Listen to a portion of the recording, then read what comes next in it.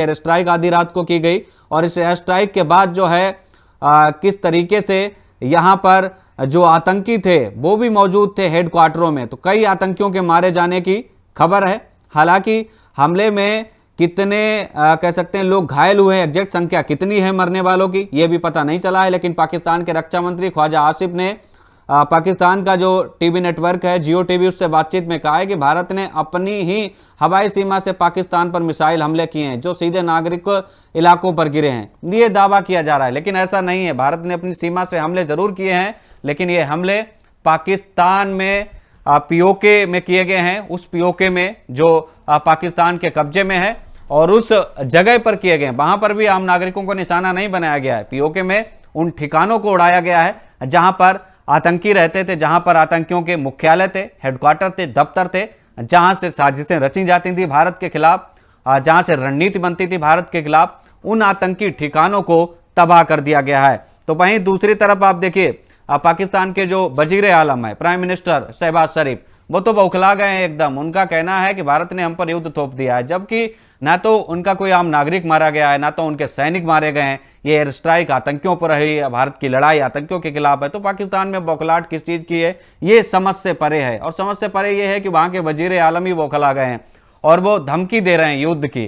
तो देखिए ये युद्ध पाकिस्तान अगर शुरू करना चाह रहा है तो भारतीय सेना तैयार है, और उसने जिस तरीके से एयर स्ट्राइक की है, फिलहाल 10 बजे एक बड़ी प्रेस कॉन्फ्रेंस का आयोजन होने जा रहा है और इस प्रेस कॉन्फ्रेंस में जानकारी दी जाएगी। तो 9 टारगेट ऐसे हैं जो चुन चुनकर भारतीय वायुसेना ने एयर स्ट्राइक की है। सबसे पहले बहावलपुर, ये इंटरनेशनल बॉर्डर से करीब 100 किलोमीटर दूर यहां पर जैसे मोहम्मद का हेडक्वार्टर है, जिसको उड़ा दिया गया है। दूसरा इलाका है मुरीद के, ये सांबा, जो जम्मू कश्मीर का सांबा सेक्टर है, वहां से 30 किलोमीटर दूर लश्कर तैयबा का यहां पर कैंप है। और देखिए मुंबई हमले के आतंकी यहीं से आए थे, मुरीदके से ही आए थे। यहां पर लश्कर तैयबा का जो कैंप था उसको भी उड़ा दिया गया है।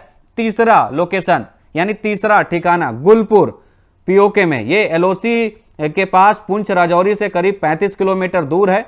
और 20 अप्रैल 2023 को पुंछ और 24 जून 2024 को तीर्थ यात्रियों की बस पर हमला यहीं से प्लान हुआ था, यहां पर भी आतंकियों के ठिकाने उड़ाए गए। चौथा सबाई, पीओके के पास जो तंगधार सेक्टर है उसके अंदर से 30 किलोमीटर दूर लश्कर का कैंप है।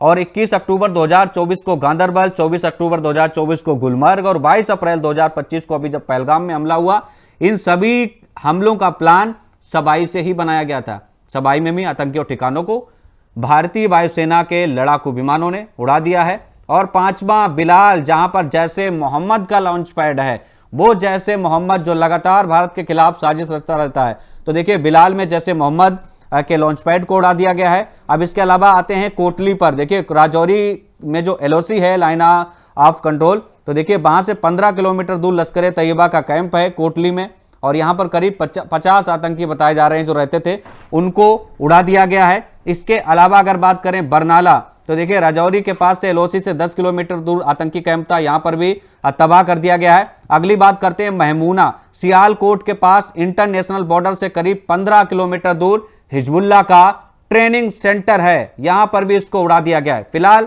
ये बड़ी जानकारी, बड़ा अपडेट लगातार सामने आ रहा है, लेकिन देखना बेहद दिलचस्प होगा कि क्या कुछ जानकारी प्रेस कॉन्फ्रेंस करके दी जाती है और क्या कुछ जानकारी जो है निकलकर सामने आती है। फिलहाल अभी अपडेट यही आ रहा है कि कई आतंकियों के मारे जाने की खबर है। तो देखिए किस तरीके से यहां पर जो एयर स्ट्राइक की गई है भारतीय सेना की तरफ से पीओके के अंदर, पाक अधिकृत कश्मीर के अंदर, तो देखते हैं कि आगे की कार्रवाई क्या कुछ रहती है पाकिस्तान की तरफ से, क्योंकि धमकी दी गई है पाकिस्तान की तरफ से। और धमकी ये है, धमकी में ये कहा गया है कि भारत ने हम पर युद्ध थोपा है, लेकिन ये युद्ध किस तरीके का है ये समझ से परे है, क्योंकि भारत ने आतंकियों के खिलाफ कार्रवाई की है, किसी की सेना के खिलाफ कार्रवाई नहीं है।